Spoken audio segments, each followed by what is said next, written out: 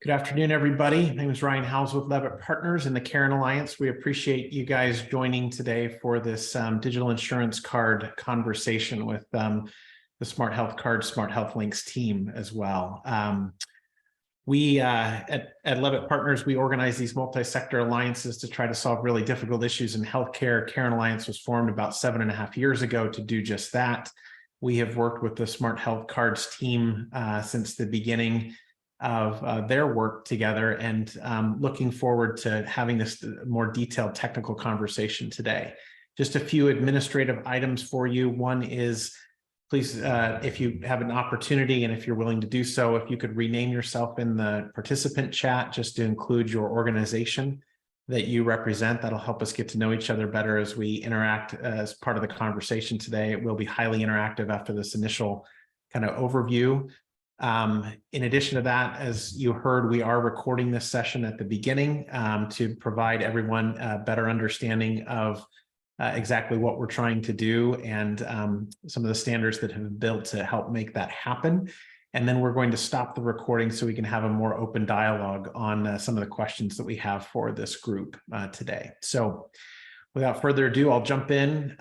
Just remember from an antitrust perspective that there are organizations that compete with one another in the marketplace. Just please avoid any conversations that could be deemed anti-competitive under state or federal law. This work is part of the HL7 digital insurance card work that we have done. And so we're held under the same restrictions as the Governance and Operations Manual as part of HL7 too. So just a reminder of everyone related to that. For those who don't know, we have a lot of people on the call today that have not heard of the CARIN Alliance before, so I'm just going to give 2 quick slides on who we are. Levitt Partners runs and operates the CARIN Alliance. It's a multi-sector collaborative partnership, coalition of the willing, that has gotten together to find ways where consumers and their authorized caregivers can easily get, use, and share their information when, where, and how they want to achieve their goals. We work very closely with the folks that you'll hear today from the Commons Project, as well as Josh from Microsoft and others that are on the call here across the board. We have about 70 or 80 organizations that are participating in this, but that is, think of us as the convener of this little band of merry men and women. That's really kind of part of that effort. We have a lot of work beyond just this work in digital insurance card. Just again, for your information, we have regular community meetings. We have implemented, I should say, we have published 3 different fire implementation guides.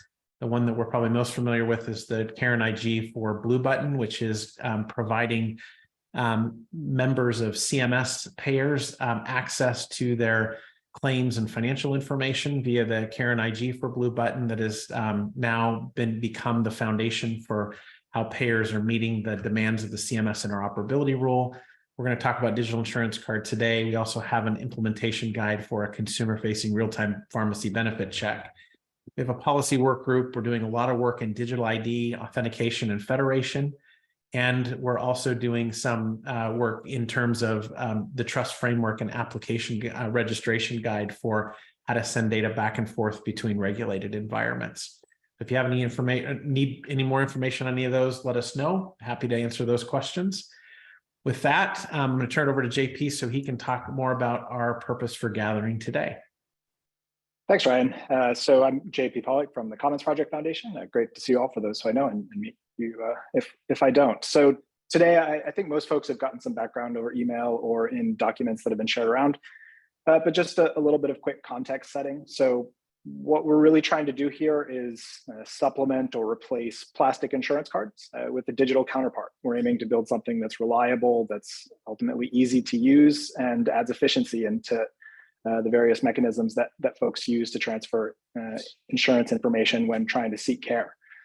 So we're building on a couple of different components here that you're going to hear about in detail over the next little while. So the first is the smart health cards, which are available to hundreds of millions of people around the world for proof of COVID vaccination records. And they've also been adopted pretty significantly by the tech sector, both including vendors and that serve the healthcare system who are on the line here today, as well as consumer tech companies that build things like digital wallets, which make for great consumer experiences and help these kinds of tools go mainstream. We're currently working to expand the utility of the original Smart Health Card specification. One way is with a new mechanism called Smart Health Links, which Josh is going to describe in a bit, which afford data being able to be more dynamic, or the data sets being slightly larger. We're also looking at including new use cases, including IPS, the International Patient Summary, as well as complete immunization records, and of course, the insurance card that we're here to talk about today. The second bit of work that this builds on is the CARIN Alliance work thus far on the digital insurance card implementation guide. This is currently in STU1, and the original purpose of this was for an API to be constructed where either wallet applications or providers would be able to connect into APIs of insurance companies and pull down that information. But what we're benefiting here today is the enthusiasm and adoption around that, as well as the data model that's been specified. The combination of these two things, we hope will get us to a place where we're able to have a consumer-mediated exchange of insurance information without a whole lot of integration work across the various folks in the ecosystem. The objective of today's call is relatively straightforward, we hope. We're going to walk through this background, and then we're going to attempt to make some key technical decisions that are needed to move forward for implementation and testing of the spec and updates to the IG. Ultimately, the objective of this work, aside from getting lots of digital insurance cards into circulation, is we would like to update the CARIN Digital Insurance Card IG to include the provisions that will make it work for Smart Health Cards or Smart Health Links, as well as Smart Health Card and Smart Health Links specs, vice versa, so that we can get those published and be on our way, and ultimately move into a testing and implementation phase as out of the sort of early POC and fact-finding phase that we've been in thus far. Thanks, JP. Just to reiterate what JP said, we were going to originally schedule this for both just a fact-finding session as well as a connectathon, but we didn't have issuers that were ready to do that yet. That's a definite takeaway and next step as we think about issuers who are ready to issue these smart health cards. We need to know that so that we can plan a virtual connectathon around that. So really important thing. This is just contact information. I think folks know how to get a hold of Mark and I, but if you have any administrative questions or other things, feel free to let us know. Josh or JP will put the link to the Google Doc so you can follow along, because I'm going to take down the slides, and we will turn it over to Mark and Gail so they can review the CARIN IG for Blue Button, and then we'll turn it over to JP and Josh so they can talk about the smart health cards. Awesome. Thanks, Ryan. Really quick, we realize not everyone is aware of what this implementation guide is even intended to do. I know JP shared a little bit of information about sort of where we'd like to go, but sort of where we were back in 2020, a group of us at CARIN and within HL7 were looking to figure out a way to represent the full data elements found on the physical insurance card and map it to FHIR. The basic gist was really the first step, right? Let's take a look at all the different insurance cards that are out there, take the data elements in the front and the back of it, map it to FHIR, and then after that, get it published and move on to an STU2 and start scoping out sort of the next steps. The reason we were doing that is, for those that aren't familiar with the HL7 process, it takes about a year to get an implementation guide published. And it's a fairly complicated process. And the more different use cases and items that you add to it, the more complicated it gets and the longer it can take. And so we realized there was a lot of different discussions that were going on. A lot of folks were really interested in eligibility checks. We agreed that that was not something at the time for the STU1 that we were interested in focusing on. A lot of the discussions here that we'll have today were things that we discussed early on in STU1 and we just weren't quite ready for it. But now that STU1 is published, we're ready to look at doing that. So this is sort of the next iteration of that. I think as JP mentioned, we'll be looking to take sort of some of the findings from today, doing some testing on that, and then look to start including those changes as well as any others that we might have into a future STU2 update. We'd encourage anyone here that's interested in this to stay involved with this. We'll likely, like Ryan said, have a connectathon or testing session of some kind in the coming weeks or month. or so. We're going to be looking to test this at the upcoming May HL7 Connectathon. And then we're likely to have weekly check-ins and or bi-weekly check-ins, something to that effect, so that we can kind of keep these conversations going as well. I'm going to turn over to Gail for a little bit more on the technical side of this IG. And Gail, feel free to tell me if you want to share your screen, if there's certain sections of this IG you'd like me to point to. Hey, Mark, thanks. No, it'd be fine if you just keep sharing. Just so everyone's clear, I was not the technical resource on the IG. I'm a business person that has enough technical knowledge to be dangerous. Unfortunately, our technical experts have moved on in their professional careers and are unable to join us for this. I'm not even sure where it's best to start, Mark, because I'm not sure what level of technical we want to go into for the audience today. And I apologize for not asking you that in advance. Gail, could you just focus on the data model itself and just the background on why we chose the fields? I think that would be really helpful. Okay. I think you want to bring that up, Mark, so we can show that.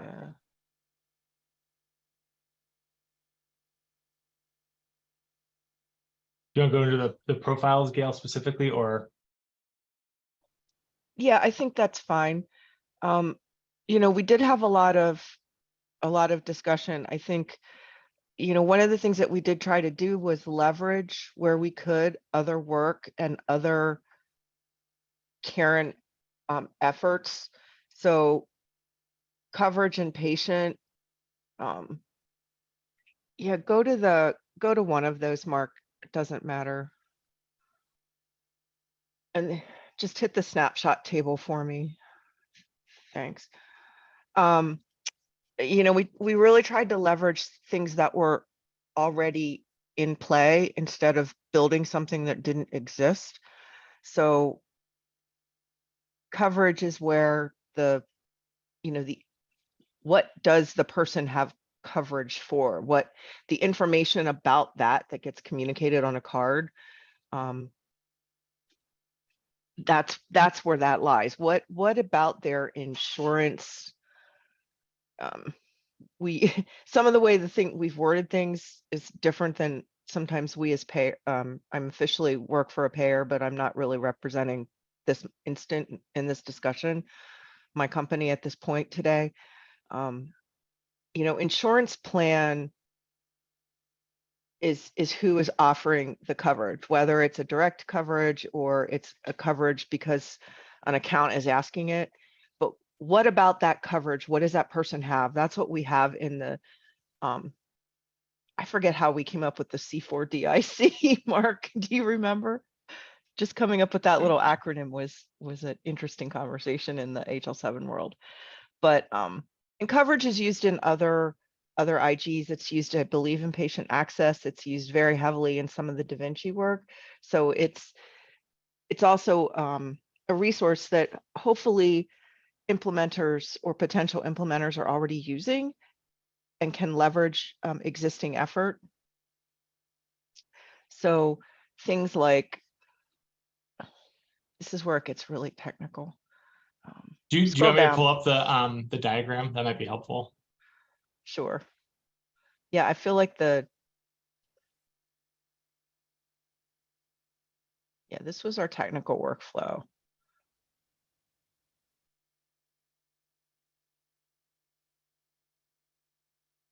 Do you want to walk through that, or is there another section you'd prefer to walk through? To me, the diagram is the one from the first page where we talk about what's in coverage versus patient versus organization. Just the simple. Yeah. So as you can see, coverage sits kind of in the middle, and it's almost the backbone of the information.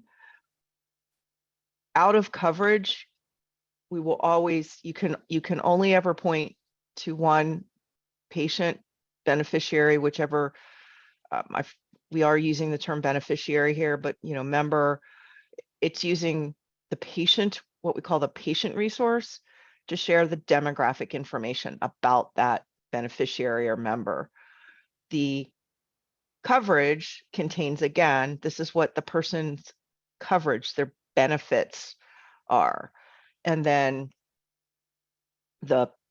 it also then goes to what we call an organization resource. In this case, it's for the payer. Who is the payer that is providing this coverage for this patient? And all three of those things have to go together to provide that digital representation of the data that is on a physical insurance card. We've got some stuff in the chat that I don't want to ignore. Oh, okay. No questions. And So do you want go to look ahead. at the data elements as well, and just some of the, go ahead. Yeah, I think the data element list is actually almost more helpful. I don't think I can speak us through the workflow. Yeah, I'm happy to jump in here. So yeah, no worries. So we just so everyone's sort of clear here on how we came up with these data elements. We didn't just look at all the different insurance cards that we could find. We also looked at what other work had been done. So there's two different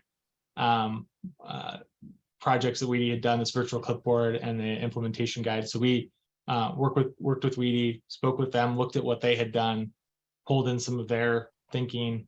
New York State had a law, as well as the No Surprises Act that folks know about. We looked at those to pull in information data elements from that, and then guidance from that, and then as well as the Smart Health Card IG, which is sort of where we are today. And again, this was a months-long effort to pull in these various data elements. We don't necessarily believe that this is an exhaustive list. There's a potential that there are categories that are missing, or elements that are missing, or maybe the data element is just a slightly different wording of it, but we tried our best to capture everything, and then add a description of what it is, and then map it to FHIR here, and that's what we've done. So as we've said, this is sort of an iterative process. If there are data elements that we missed, we always are asking folks to let us know so we can include them.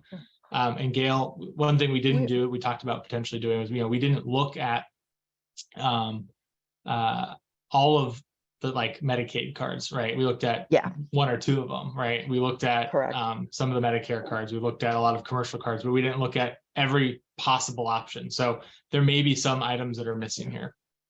And I think we do have, there were probably a few data elements that we determined were not used across the examples that we had enough to include the first time, and we're kind of parking lotted, if I recall correctly, Mark.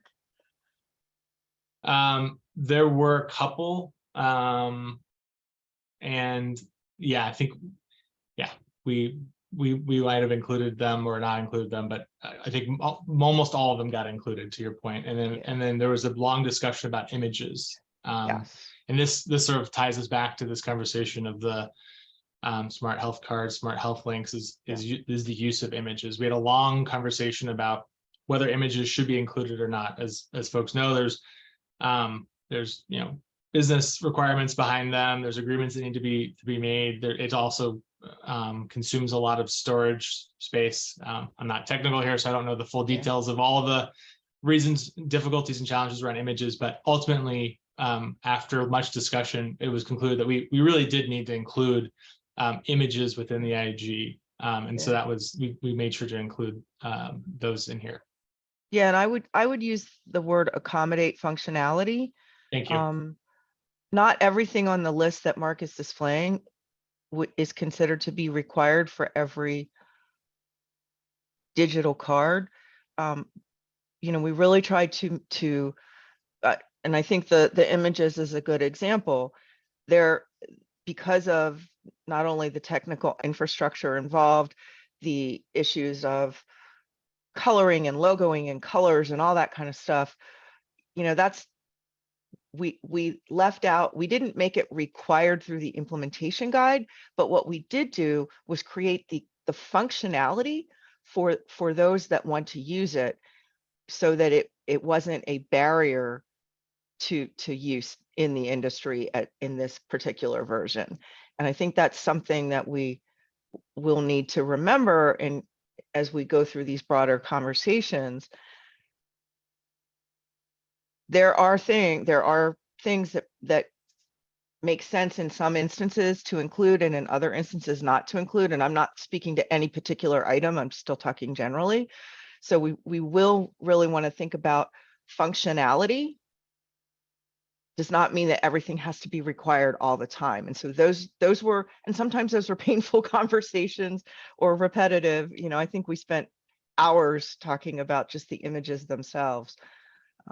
But, you know, where we landed was we need to make the functionality available for when it makes sense to include those particular pieces of information. Other pieces of things, like obviously you can't have a digital ID card or any ID card without having the requirement to identify the individual who the data is about. But those kind of things are not seen it. You get to what is required in the rules when you look in the actual profiles themselves.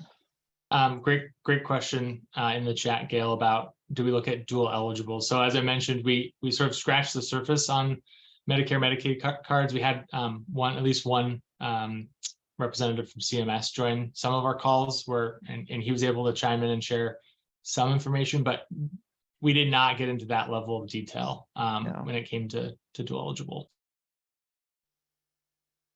No, that we couldn't get enough information to make it. It would have significantly held up forward progress on the first iteration of the IG, because we just were having difficulty even getting resources that could provide the information that was needed. We had interest, but not everyone could speak and provide the information that was needed. There was an earlier question about, does it accommodate secondary insurance? I want to make sure that we're separating secondary insurance versus like dual eligibles is slightly different than a secondary. If I don't personally, but if I had secondary coverage, I would be getting the card information for that secondary coverage from the secondary payer. I would not be getting the information for my secondary coverage through my primary payer, because 9 times out of 10, they're completely separate coverages. I think we see that less and less in our industry today than we did probably 5, but at least 10 years ago, because a lot of primaries do not, like, they'll ask, are you getting coverage from someone else? And that may impact your getting that primary coverage. So I think that's something, though, that we'll need to kind of, we're going to have, it might be something to put on the later list, Mark, for. Hey, this is Tommy Parrish from Invoke out of Louisiana, kind of loosely based with Louisiana LDH. So I was formerly with Blue Cross Blue Shield of Louisiana. So the reason I was asking that question was because if I'm looking at this model, is there a place that says whether or not it's primary or secondary? Not necessarily the secondary coverage on there, but every payer knows whether or not they are the primary or they are the secondary of that insured person. So that's what I was looking for, was if there is a way to show that this is the actual primary insurance that this person has, or is this a secondary? That's not it, Mark. And because what that is, that primary versus secondary is about the network related to the coverage. I would have to go in and look. I would say that most payers know if they're primary or secondary, but that is contingent upon the insured providing all the applicable information. It's not 100% done deal that an insurer is going to know that. Correct. And I see what you have, Josh, but without looking at what we have in the profile, I can't speak to, I haven't looked at this IG for a little while, other than in the last 24 hours. All right. Well, Gail, thank you so much for. Heads down on another fire project. Yeah, no worries. Thank you so much, Gail, for jumping in here. And I think I'll hand it back to JP and Josh for the next portion. Thanks, Mark. Josh, would you care to run us through the overview of smart health cards and links? I would, assuming I can get my audio, my video, and my screen share working here. Give me just a moment to turn on the screen sharing portion. And I'm also going to paste in a set of links that's just going to cover all the browser tabs I have open now. So if folks want to follow along or follow up later, this is roughly my planned order of operations. JP already provided an overview about smart health cards in general, so I won't go over this in detail, but just from the consumer perspective, this is a technology with a really wide reach today for COVID-19 vaccines. And we've put together consumer-facing FAQs, websites, overviews to help individuals understand what these health cards are and where they can go and get them and how they can be used. So this is a good set of content for understanding how individuals interact with smart health cards in the current specifications. But underlying all of that is a technical framework. So this is the spec.smarthealth.cards website. It's essentially a set of practices around writing down clinical data in a FHIR standardized format and providing a cryptographic or digital signature on top of those data so you know who generated that set of data. And there's a protocol for making sure those data are still valid or current. The idea is, in the COVID pandemic response, we wanted to make it very easy to represent what COVID vaccines an individual had received, or maybe a COVID lab test that somebody had received results from. And we wanted to make those data very easy to share. So sitting inside of a smart health card, there is a FHIR bundle. And this is part of where the cryptographic signature is applied. We can take all of the resources in a bundle and apply a signature to it. So I'll show you a couple of examples that are built into the specification, just to give you a sense of what the moving parts are here. And typically these examples start from a FHIR representation of some data. So this first example here would be a representation of somebody who's received 3 COVID vaccine doses. And we are quite prescriptive in terms of how this bundle payload is constructed. So it's valid FHIR, but it is also constrained to be as small as possible for this use case, because we want to make sure that once this whole data set is put together, it can fit inside of a QR code with that digital signature on it. So in this COVID vaccine example, we have a patient record that has just a name and birth date. So it's just enough demographic information to be able to tie this record together with something like a physical ID card, maybe a state driver's license or passport card, or something like this from the real world. So we have a very small amount of patient demographics that would go into this kind of health card. And then we have a highly profiled immunization resource. So this says which COVID vaccine an individual received, on which date, at which hospital.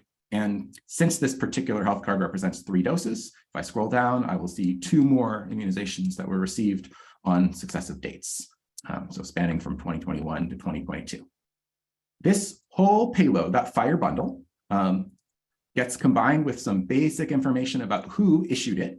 So in real life, this would be information about the state vaccine registry or the healthcare provider that was responsible for issuing this health card, and some detail about when it was created. And that whole package together is cryptographically signed into a standardized structure that's called a JSON web signature. This is quite opaque for most people, and nobody should ever have to look at this, but I'm showing it in the context of this example so you can see where it fits in. One of the most useful things to do with that JSON web signature is to be able to display it in the form of a QR code. So you can make it easy for somebody to access the data that you want to share. And so the next piece of this example is a QR code that follows our smart health cards format. And it packs in the full set of FHIR metadata and cryptographic signatures into this QR.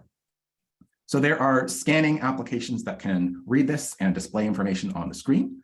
The Commons project has built an open source scanning app that runs on iOS and Android, but anybody can build an app like this, including building these things into registration system, for example, for travel or access to physical facilities. All of the underlying specifications are open, and anybody can build a tool that can read and verify these health cards.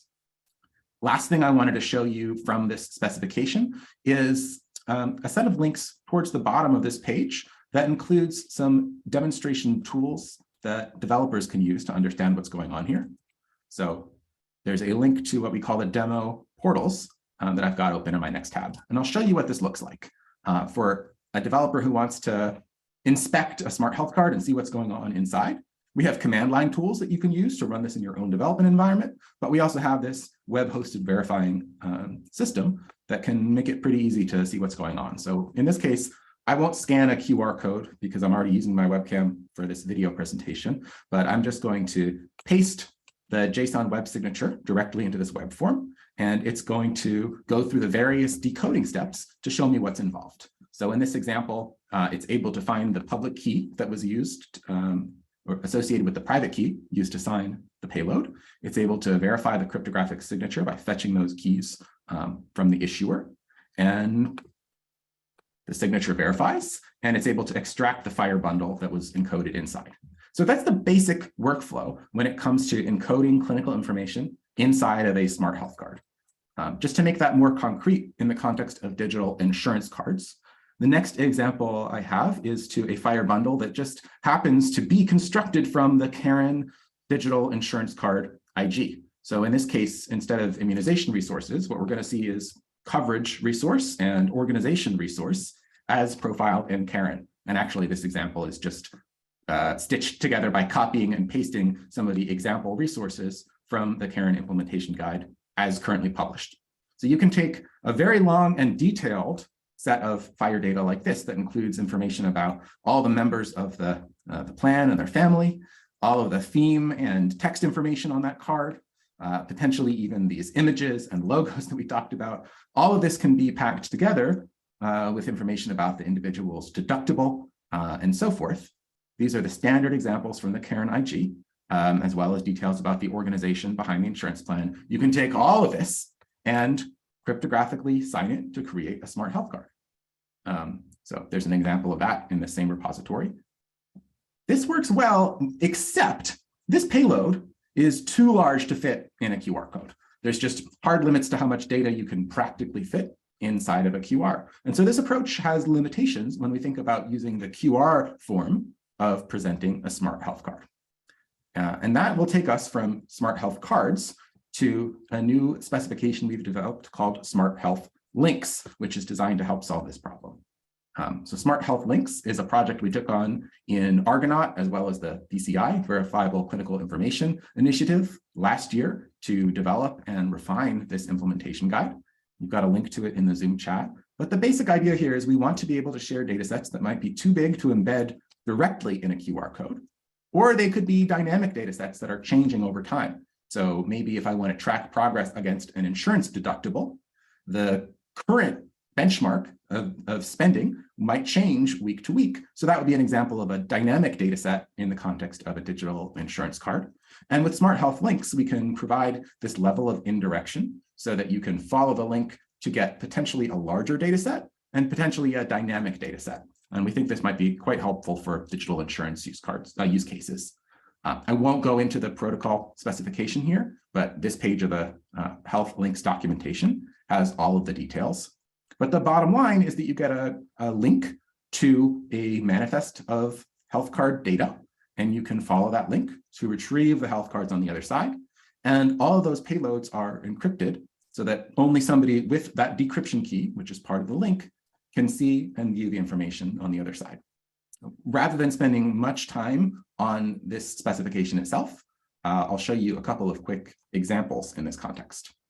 So one is an example we built for looking at sharing a full vaccine history. So this is demo.vax.link.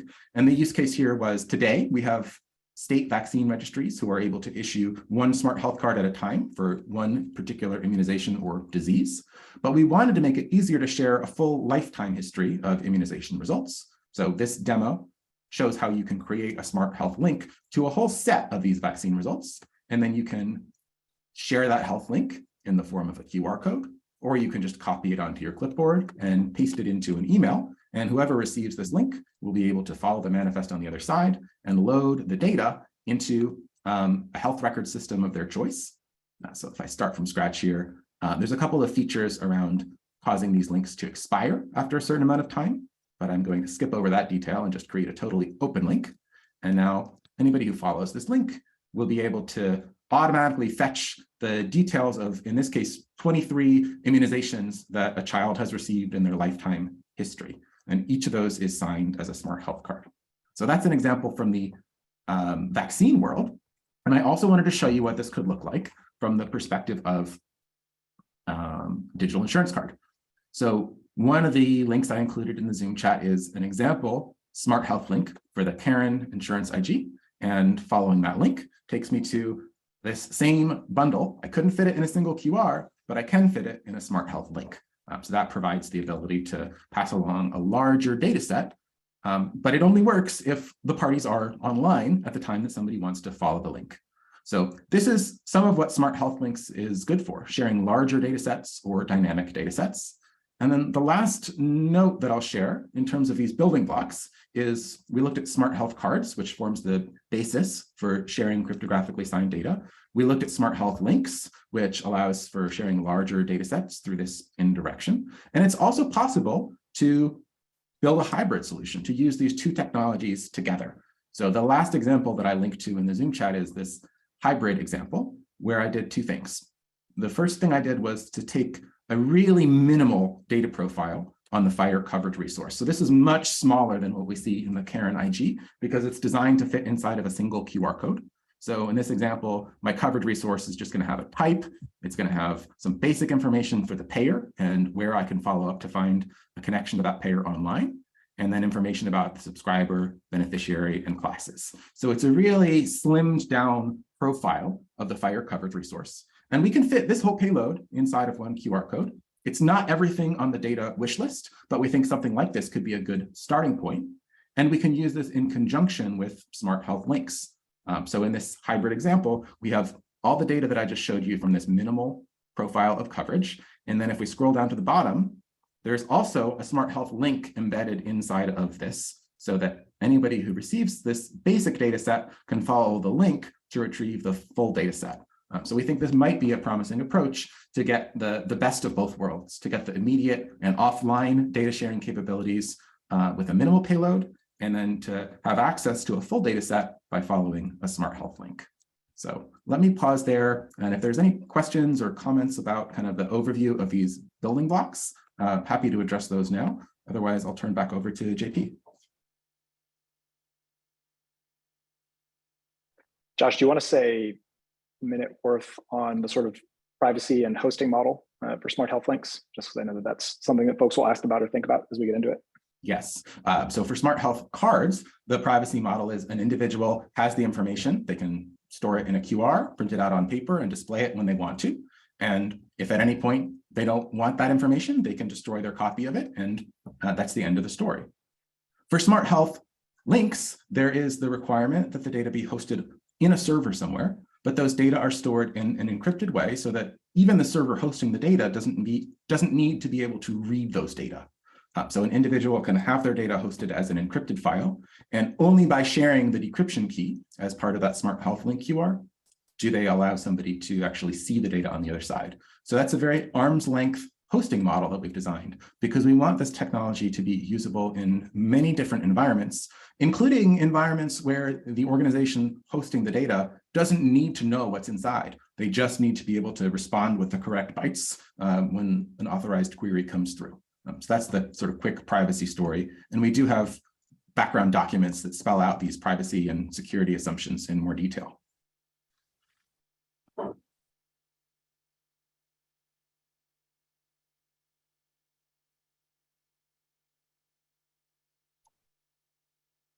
Awesome. Thanks, Josh.